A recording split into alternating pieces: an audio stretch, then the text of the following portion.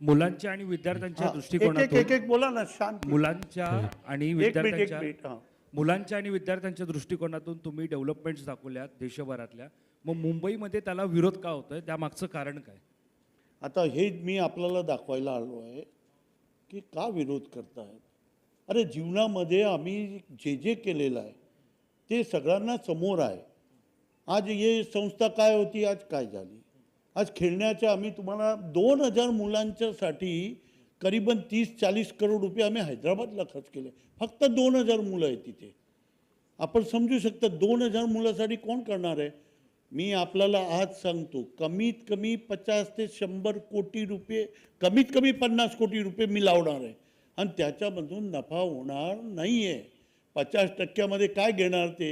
आज बाजूच्या मोठा मैदान आहे, आपल्याला माहिती आहे BMCच्या, तिथे प्रत्येक चीज तुम्हाला खेळायची असेल तर ते पैसे घेतात. तसं ते 50% पैसे ते घेऊन जाणार आणि 50% मध्ये आमचा खर्च बी नाही निघणार आहे. कोचेसचाही खर्च नाही निघणार आहे. खेळण्याचे मैदान तो बनवणार आहे, परत कोचेस आम्ही 40-50 कोचेस तिथे पैसे देऊन त्यांना पगार देऊन आणणार आहे. माझी दिली इच्छा एक आहे की 1 लाख मुलांना चांगलं मग चांगलं इन्फ्रास्ट्रक्चर बनवून त्या लोकांना समर्पित करून 1936ची आपली जे 2036ची ऑलिम्पिक येत आहे, बाकी क्रीडा स्पर्धा येते. त्यामुळे तुम्ही जर सबबमध्ये पाहिलं असेल कुठेही चांगल्या प्रकारे या प्रकारच्या जे मी सांगून राहिलो, जे आम्ही हैदराबाद शिरपूर तर लहान गाव आहे, तिथे आम्ही सगळं इन्फ्रास्ट्रक्चर उभी केली आणि नॅशनल लेवलवर मुलं आम्ही तयार केले. बास्केटबॉलमध्ये अरे फुटबॉलमध्ये आमच्या मुलं नॅशनल लेवलवर खेळतात. तर थोडासा प्रत्येक गोष्टीला वेगळा व्ह्यू घेऊन हे चालायला नको असं माझं मत आहे.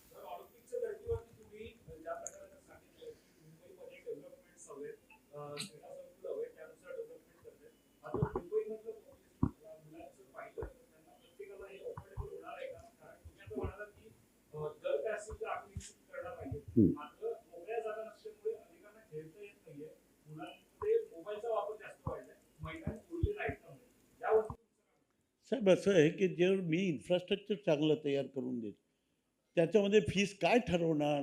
मुंबई कॉर्पोरेशन थोडीफार जे काही असेल त्यांची फीस ठरवतील. मी सांगतोय की मी लाखो करोडो रुपये लॉस खाणार आहे, तर प्रॉफिटचा तर संबंध नाही आहे. इतके पैसे लावून मी मुंबईकरांना देतो आहे तर तुम्ही तारीफ करायला पाहिजे.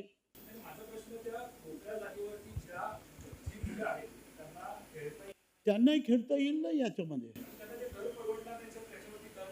आता परवडणार नाही हे गोष्टी तर प्रत्येक जिथे म्युन्सिपल कॉर्पोरेशनचे ग्राउंड आहे त्याच्यावर त्यांनी फीस ठेवलेली आहे. ते बाजूचा मोठा ग्राउंड आहे त्याच्यामध्ये बॅडमिंटन खेळायचे तरी फीस ठेवलेली सगळ्यासाठी. आणि कोण मुंबईमध्ये फ्रीमध्ये खेळ करतोय एक तरी दाखवा. बाकी लोकांनी तर काय केलं आहे मी कोणाच्याबद्दल बोलत नाही, पण आमच्यात तो प्रकार नाही.